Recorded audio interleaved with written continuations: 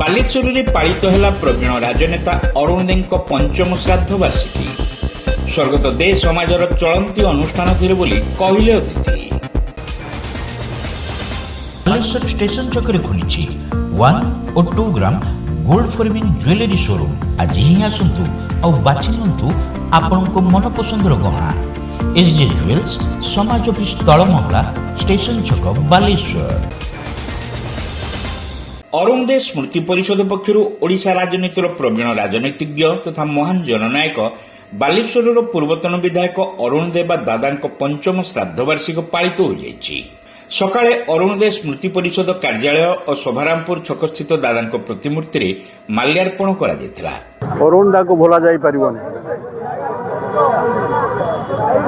ଅରୁଣ ଦା ଜଣେ ଅନୁଷ୍ଠାନ। ଅରୁଣ ଦା ବିଧାନସଭା ଗୃହରେ ଝଡ଼ ସୃଷ୍ଟି କରୁଥିଲେ। ଅରୁଣ ଦାକୁ ମୁଁ ନିଜର ବଡ଼ ଭାଇ ହିସାବରେ ଦେଖୁଥିଲି।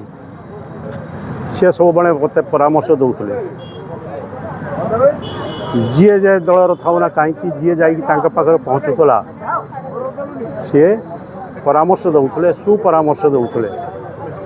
ତେଣୁ ଅରୁଣ ଦା କେବେ ଭୁଲା ଯାଇପାରିବ ନାହିଁ। ଅରୁଣ ଦା କହିଲେ ବାଲେଶ୍ୱର, ବାଲେଶ୍ୱର କହିଲେ ଅରୁଣ ଦା।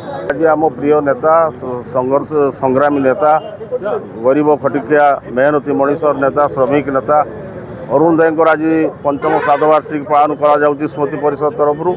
ତ ଏହି ଅବସରରେ ଆମେ ଆଜି ଏଠି ତାଙ୍କର ଷ୍ଟାଚ୍ୟୁରେ ମାଲ୍ୟାର୍ପଣ କଲୁ।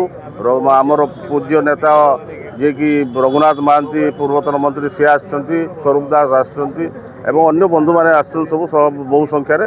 ତେଣୁ ସମସ୍ତେ ଅରୁଣ ଦେଙ୍କ ପ୍ରତି ଶ୍ରଦ୍ଧାଞ୍ଜଳି ଜଣାଇବା ପାଇଁ ସ୍ୱତଃପ୍ରବୃତ୍ତ ଭାବରେ ଆସିଛନ୍ତି।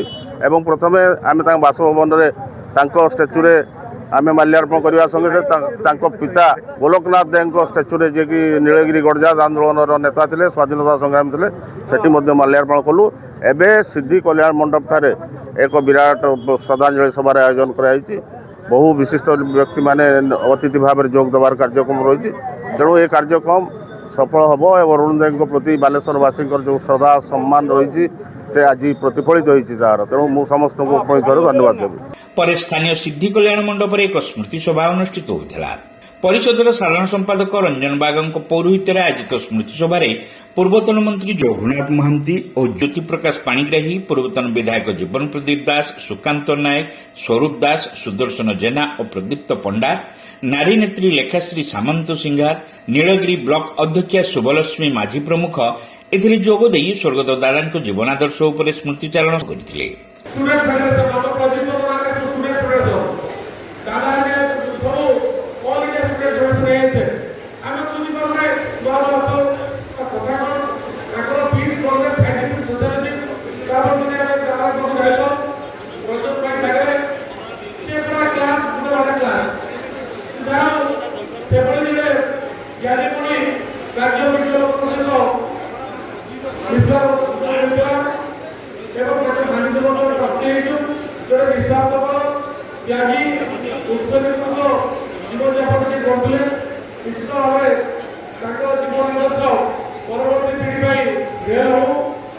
ସ୍ମୃତି କମିଟିର ସଦସ୍ୟମାନେ ଏ ରଞ୍ଜନ ଭାଇ ମତେ ବୋଧେ 4-5 ଥର ଫୋନ କରିଛନ୍ତି।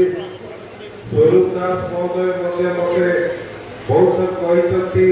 ମୁଁ ଖାଲି ବୁଝିବାକୁ ଚେଷ୍ଟା କରେ ଇଏ କିଛି ନୁହେଁ।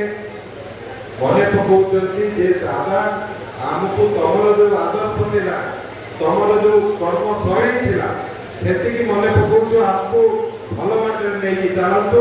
ଆମେ ଆହୁରି ଆପଣଙ୍କୁ ମନେ ରଖି ରଖିକା ଆଗକୁ ବଢ଼ିପାରିବେ।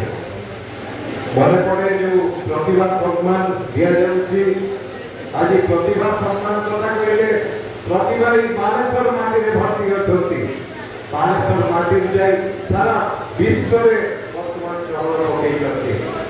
ଶିଳ୍ପୋଦ୍ୟୋଗୀ ସଞ୍ଜୟ ଦାସ, पेट्रोल पंप मालिक संघ संपादक प्रदीप कुमार दास, बार एसोसिएशन सभापति मनोज नायक, पूर्वतन नगरपाल तपन चक्रवर्ती, बालेश्वर पौर परिषद उपाध्यक्ष कैलाश सेठी, पूर्वतन पौर उपाध्यक्ष मनोज राउत, आईनजीवी पुरुषोत्तम विश्वाल, रेमुणा ब्लॉक पूर्वतन अध्यक्ष गोपीनाथ सेनापति, अरुण जेना प्रमुख जोगदे स्वर्गत दादा स्मृतिचारण करते।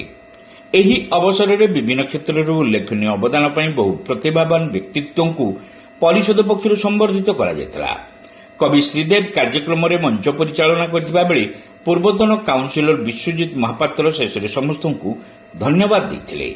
ପରିଷଦର ଉପସଭାପତି ବିନୋଦ ଜୀ, ଅଭିଜିତ ଦାସ, ଭୋଳାନାଥ ବେହେରା, ଗୋବିନ୍ଦ ରାଠି, ଯଶୋଦାନନ୍ଦନ ଆସ, ତ୍ରିଲୋଚନ ବାରିକ, ମଧୁସୂଦନ ମହାପାତ୍ର, ବିଭୁଦତ୍ତ ପରିଡ଼ା, ସୌଭାଗ୍ୟ ଖୁଣ୍ଟିଆ ପ୍ରମୁଖ ସମସ୍ତ କାର୍ଯ୍ୟ ପରିଚାଳନାରେ ସକ୍ରିୟ ସହଯୋଗ କରିଥିଲେ। Saint John College of Nursing and Paramedicals रे एडमिशन चली बीएससी नर्सिंग जीएनएम कोर्स पई जोगाजोग करंतु। Saint John College of Nursing and Paramedicals, Mission Compound, Baleshwar.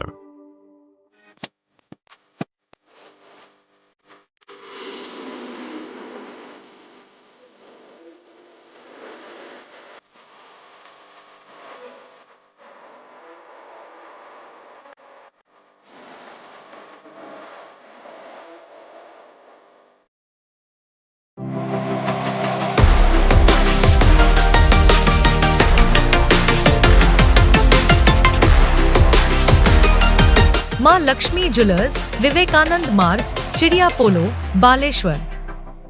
Welcome to Pratiksha Fertility and IVF Clinic, Baleshwar. With state-of-the-art facilities and cutting-edge equipment, we provide the highest standard of fertility care. Pratiksha Fertility and IVF Clinic, Baleshwar. Pipe किनिबा पूर्वरु pipe रो पारिबा पणिया उपरे प्रत्येक प्रश्नर उत्तर आमे दबु। पानीर प्रखर जेते तीव्र हो अबा पानीर शिखर जेते उच्च हो, एमके प्लास्ट कंपनी रे निर्मित एमकेपी ब्रांड रो सुदृढ़ एवं दीर्घस्थायी पीवीसी एंड एचडीपीई पाइप्स सर्वदा नंबर 1। सर्वनिम्न मूल्य रे सर्वोत्तम पाइप किनिबा पई जोगाजोग करंतु। MK plast private limited, Ramdaspur industrial estate, Gorisahi, Cuttack district. Pin 754006। Call करंतु 8637278439 किबा ईमेल करंतु admin@mkplast.in।